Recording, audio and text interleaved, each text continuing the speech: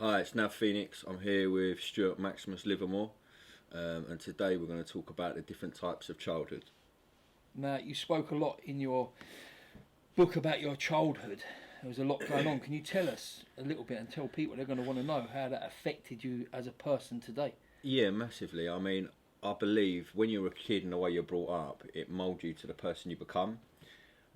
As a child, I was given toys and got put in a corner to play with them, but I never got given time.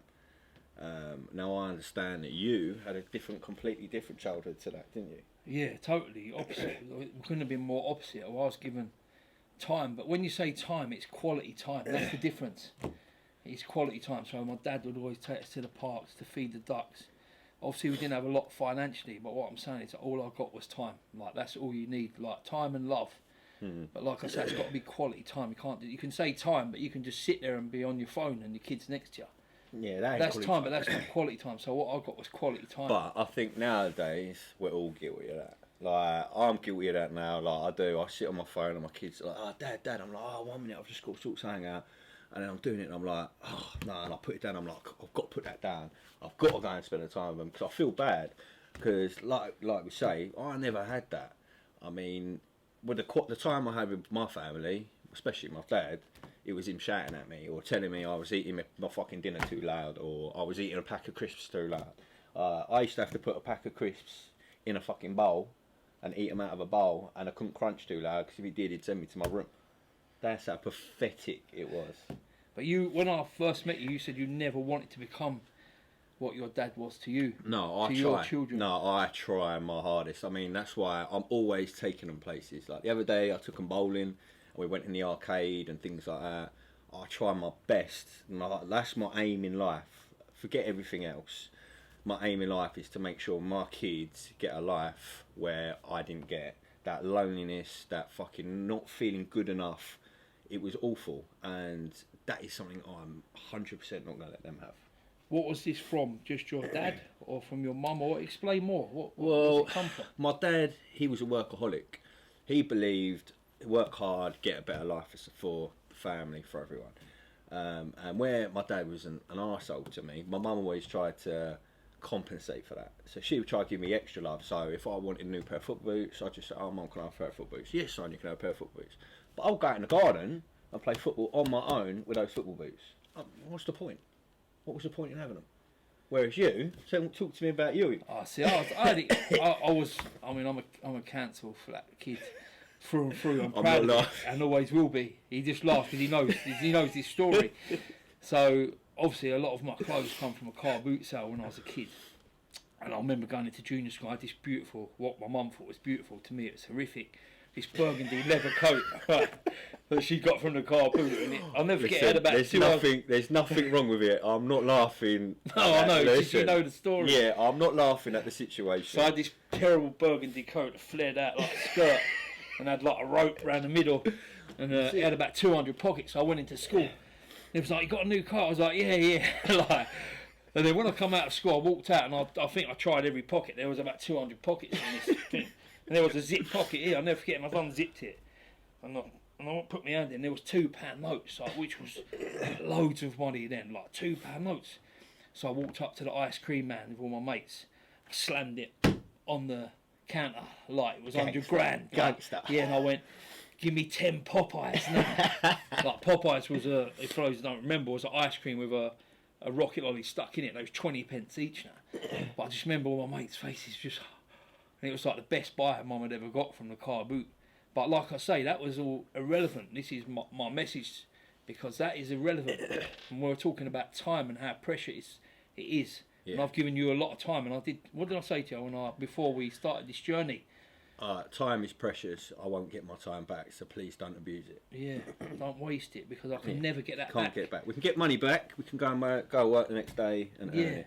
Now, I've had a couple of people, like I try, as everyone knows, I try and help people with mental health and addictions, and I hate it when I feel like I'm not succeeding. I've had someone recently where I'd helped them previously. He had depression, he wouldn't get out of bed. We turned it around, he got out, he was walking the dogs, he then got a job interview, he smashed it, started doing really well. Recently he'd relapsed, he was on the coke, the drink, I recently put up a picture of me on a Friday night on a bike and said how my life has changed. He then commented mug because I turned my life around and he was in the pub getting at his nut.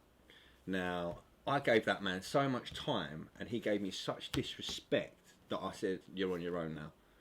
Like you say, you can't get that time back, and I feel like that got robbed from me. Yeah, so you can think like that, but you can't save everyone, so you're going to have to learn this I am going to have to learn that. Yeah, and you have to learn with the time. But I still, even to that day, if he hadn't called me that, I still would have tried and tried and tried. I wouldn't have given up. I wouldn't have given up with that man. But the fact that he was so disrespectful, because I had turned my life around and I was doing what I preached to him, and he calls me a mug for doing it. That's like saying, like you teaching me how to box, and then me going, well, actually, mate, you're in the ring. I think you're a mug for doing what you're doing.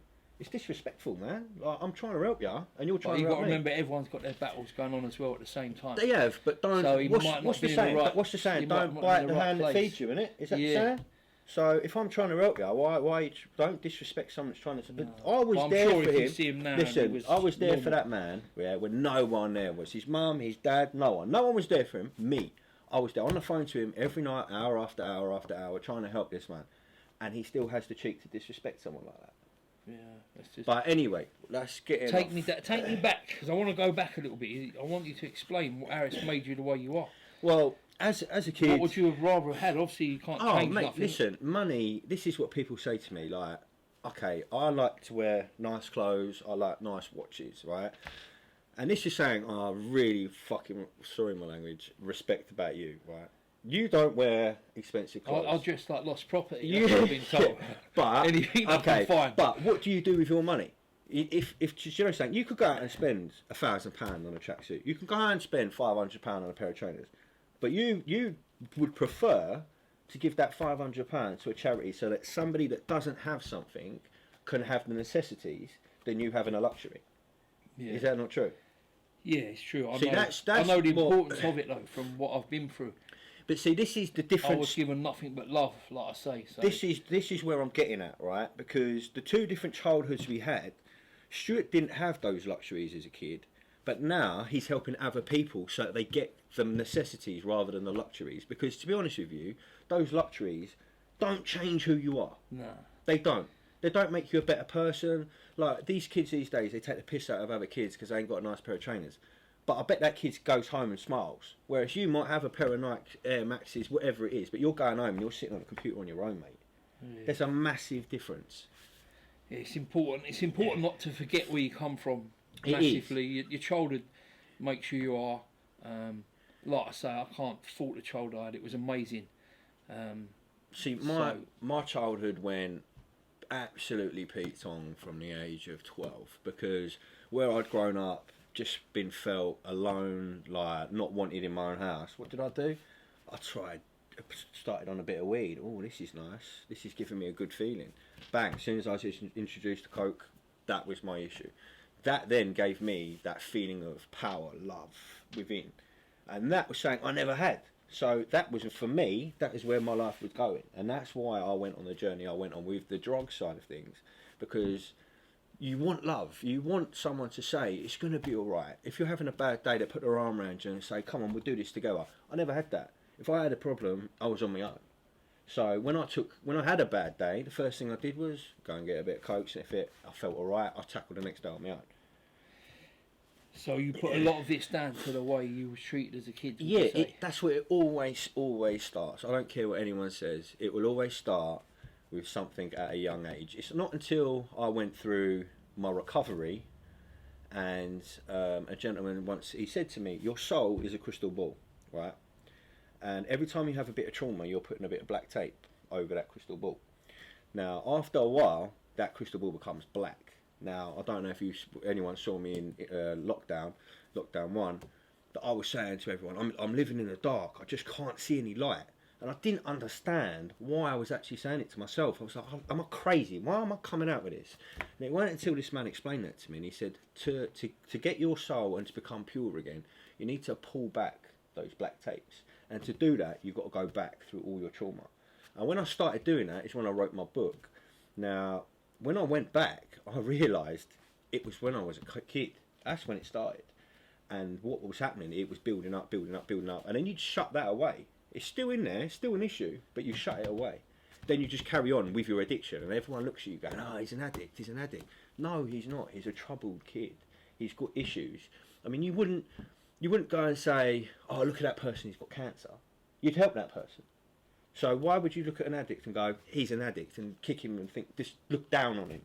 Because that person needs just as much help as that person. But it's getting to that state of where you were. How do you feel about your mum and dad now? I don't speak to them. What's the feeling? Yeah, no, I don't speak to them. I haven't spoken to my dad nearly 5 years, I'd say 4 years. My mum, I speak to her once a month, if that. I haven't got a relationship with them. Do I wish I did? No, not really, because the minute I shut them out of my life is when my life became good again. They're just toxic to me. They just remind me of all the crap. So you needed them to remove them to get yourself better. Is that what you're saying? Yeah. See, I've got a different mentality to you.